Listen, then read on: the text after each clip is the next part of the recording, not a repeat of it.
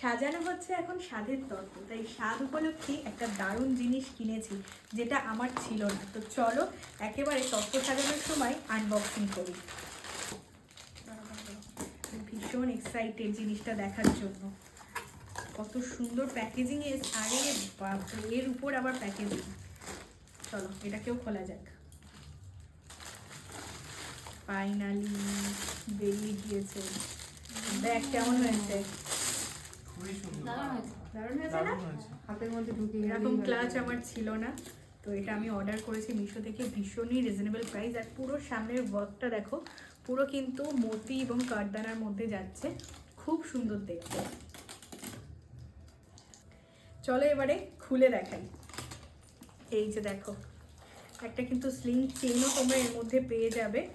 আর কিছু না হলেও ফোন এবং রুমালটা কিন্তু তোমাদের এর মধ্যে ইজিলি ধরে যাবে, ইভেন লিপস্টিকটাও।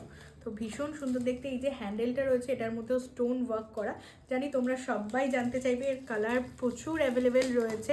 লিঙ্ক চাইলে কিন্তু কমেন্ট করবে, তোমাদের জন্য লিঙ্ক আমি কমেন্টে দিয়ে দিয়েছি। তো দেখো কেমন লাগছে।